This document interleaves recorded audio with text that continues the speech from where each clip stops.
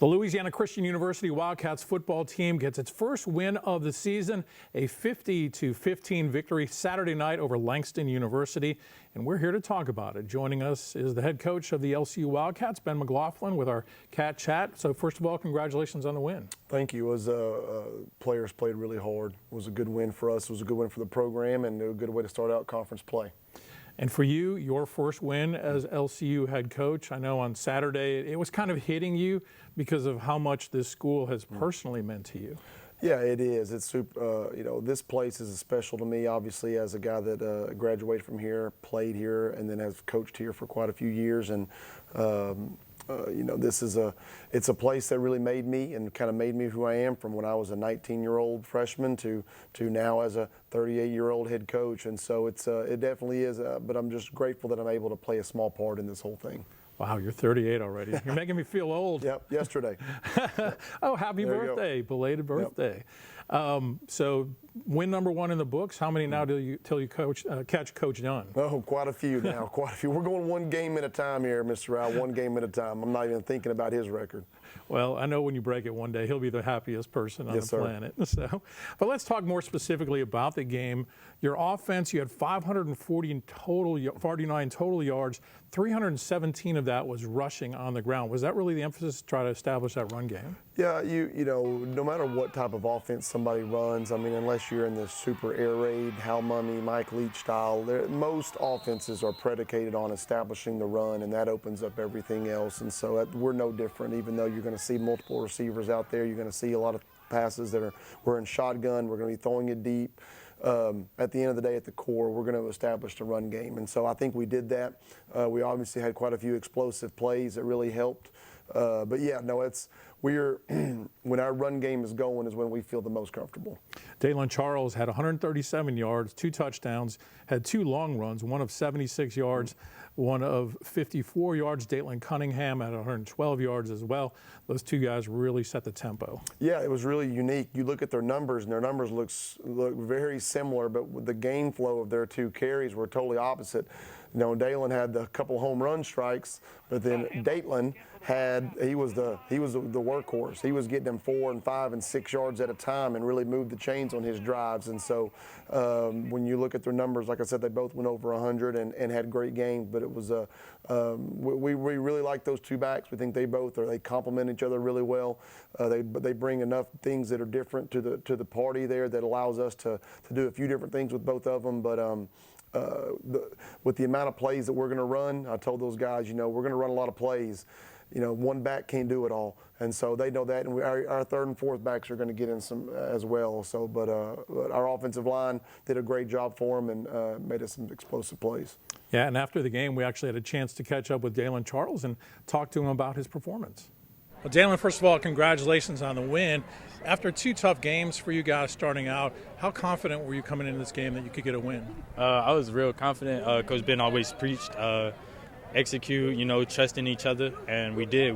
We stayed bought in, and it came out good, and it's going to continue rolling. I thought a real key tonight was the running game between you and Dalen. You guys just really ran the rock pretty well, and a couple of big plays. Yeah, watching film all week, we knew it was going to beat us. We just had to trust our linemen, and it was there for us, and it showed. So tell me about your first run, because you burst through, and it looked like you're going to take it to the house, but he caught you from behind. You're going to take some grief from the other guys? Oh, yeah, they definitely going to let me hear it. This happened to me freshman year, and I still hearing about it, so they definitely going to let me hear about it. But then you got another chance later, and that one they weren't going to catch you. Yeah, I had to make sure about that. That was the only thing replaying in my head. I thought, too, that River really did a good job running the offense today, whether it was making good decisions on the handoffs or a couple of key passes over the middle that broke for big plays. For you guys to lose such a great quarterback like Sal last year and have a guy like River come in, tell me about the job he's doing so far. He's doing great. Week 1, week 2, it didn't go in our favor. But I always told him, even when things didn't look good, I was like, hey, man, it's your show. And at the end of the day, we're going with you. We trust you. And finally, he got that confidence, and he's going to keep it rolling. Yeah. Again, that was Dalen Charles, LCU running back.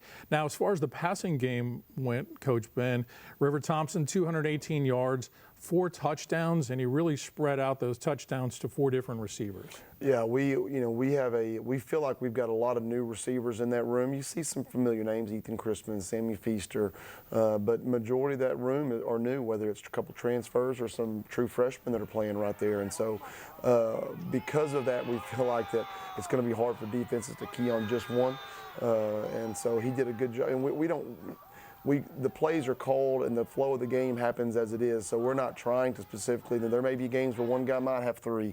There might be games where 4 guys have 1. I mean, it really, at the end of the day, it all is predicated on the defense and then what River sees and how that game flows to him. But he was. We had some explosive plays in the past game. We were able to get behind them, but because of the running game, got the safeties low and allowed some of those big throws over the top.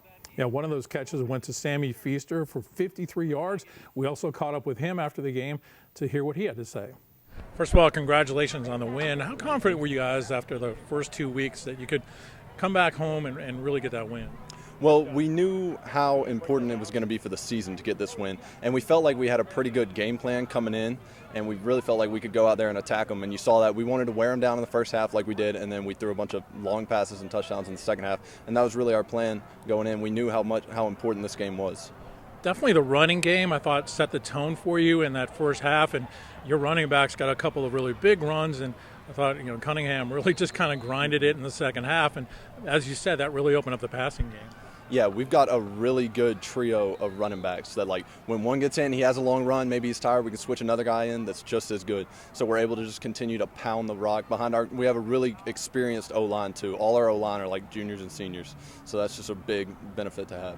How much confidence do you see River having right now, especially after those first 2 games, to come back with a game like this? I think it's going to be huge for him for the rest of the season. I think he really needed this to get his first win as a starter, and he made a lot of really big plays tonight, and I think we're just going to build on that for the rest of the season.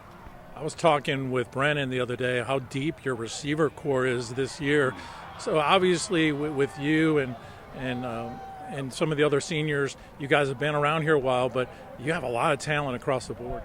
It's an extreme advantage compared to last year where there were pretty much really only 2 or 3 receivers that we had like on the whole depth chart. So now we got a whole bunch of freshmen and transfers that are all really good, and we're able to mix it up, get multiple guys on the field that can go out there and make plays, and we're able to stretch the defense by doing that. And River was throwing some good throws, and a lot of receivers stepped up and made plays today. So what does a win like this do for your confidence the rest of the way? I think we're just going to continue to build on it. We got a tough road trip next week going to Wayland, and then we've got another home game and another good team that we got to play, and we're just going to continue to build on our success here tonight. Again, that was Sammy Feaster, wide receiver for Louisiana Christian University. Now, one key part of this game I thought was coming out at halftime, they were going to get the ball on the kickoff, and you did the onside kick with Levi Hilborn, and it was recovered by Brandon Isaac, and that seemed to be a real key play in the game. Why and when did you decide to do that? Those type of plays that you put in the special teams is you find those throughout the week. We're our special teams coordinator, Coach Graham, is always going to be looking for those things. But then it's not just about do we have it from a scheme-wise, it's about using it at the right time. And we felt like that was a critical juncture. I mean, we were up 17-0, and our defense had played excellent all first half, and then they got something going right before the half, kicked a field goal. We end up having a penalty, so they kind of went against the grain. Usually it's like you don't ever take points off the board, and they did, and then they got a touchdown from it. So now they're super excited. They go into halftime with down 17-7, but they're about to get the ball back. I mean, you kick this ball off, and they take that momentum, and they go score again at 17-14, and you feel like, okay, well, now we're in a dogfight for all 4 quarters. And so we felt like that timing was right. We felt like we had the look that we wanted.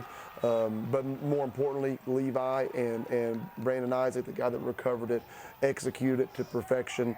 And then the offense came out and then capitalized on that. And so now instead of it being possibly a 17-14, it becomes 23-7, and then it became the roll a little bit right there. So I thought from the coaching staff putting the plan in to the players executing it to calling it the perfect time, it was the turning point, in our opinion, of the game as well. Second half, the defense played really well, forced a few turnovers, and I thought just kept that pressure on. Yeah, they did. They played well all game. Like I said, I think they gave up obviously 2 touchdowns, but Langston's a spread football team. They were out there with 5 wide receivers half the time, and they've got a quarterback that's a dual threat guy. I mean, that's scary. You know, it's no secret we're a man coverage team, and so now you're out there, and we've got some young guys too, and so we're like, well, we have 4 or 5 guys in man coverage, and we're, you know, the opportunity for them to maybe hit some big plays are always there, but they always, you know, they played really good bend but don't break. They would get some first downs, but then eventually they would make them punt or stop them on 4th down. And I just thought I was super impressed with the defense as a whole from the front line. They really gave the quarterback some pressure to make some of those throws, errant throws, to our DBs, some of our, like Pop McGee and the old guys, but then some of our brand new freshmen, they were able to really get tested, and they didn't back down. When they did hit a play or two, they didn't let it fold, and they came back and stopped them once they crossed the 50, which I thought was huge for us. Yeah, bend but don't break Right. kind of defense for sure. We mentioned Levi Hilborn in terms of him with the onside kick, but he's doing double duty this year. He's your punter and he's your kicker. He had a 42-yard field goal in the game, was named the Special Teams Player of the Week. He's just really come into his own as a junior. Yeah, and look, and he also had 2 touchbacks on kickoffs. I mean, those things are huge, you know, of not giving them an opportunity to have a return. So, yeah, he's a one-man show right now in our special teams department, doing all the things, and he's done such a great job. And I know he's been here for a couple of years, and so really glad to see him and all of his hard work and his patience of sharing the duties last year. He's really taken that on his shoulders and is doing a great job. All right, next up for the Wildcats at Wayland Baptist. That'll be a 4 o'clock game Saturday in Plainview, Texas. All time, you guys are 4-0 against them. They seem like they're a little bit of an improved team this year, though. No doubt. We were talking about this, I think, on a previous interview I had, and you know, their head coach, it's his 2nd year. So anytime you've got consistency and continuity in a coaching staff from one year to the other, you are going to get better. And when you watch them on film, it's easy to see they are very fundamentally sound. They are very fundamental on offense and what they do. They have a plan. You could tell they're not just grab back throwing things together. On defense, they're gap sound. They're not going to beat themselves. You have to go to them and you have to beat them and make plays, and they challenge you to do that. And you know, I told, you know, we're on the road. It's a 10-hour road trip. It's in West Texas, you know, just right around Lubbock. I mean, you never know with some of these, you know, we're talking, our livelihoods are built on the decisions and how 19, 20, and 21-year-olds can wake up and do some things. And so you never know how they're going to handle a road trip. You never know how they're going to be in elements that they're not familiar with. So we've got a definite big challenge in front of us, and we're looking forward to making this trip, but there's a lot to play for. We got to go 2-0 now in conference. Is this the kind of trip you break things up a little bit on the way? No, you know, that's how Miami was, and we're just kind of reflecting on there. It's almost like you just got to get there. Yeah. You know, you got to get there and then let them. Now we are going to stop in Mesquite, Texas. A friend of mine is a head coach there at a high school. We're going to stop and get off and kind of do a practice there and eat lunch. So we will have about an hour break in the middle of that, but we're leaving at 5 a.m. Friday morning, and we're going to be pulling up there hopefully about 5:30 p.m. And at that point, once you get there, then it just becomes a business trip. All right. LCU and Wayland Baptist, 4 o'clock on Saturday. The Wildcats looking to even their record at 2-2. Coach, we hope you guys have a great trip and bring home a win. Yes, sir. Appreciate it, Mr. Rao. All right, that's Ben McLaughlin, head coach of the LCU Wildcats, our guest here on Cat Chat. Thanks to Jeff Young for punching all the buttons. I'm Al Quartemont. We'll see you next time.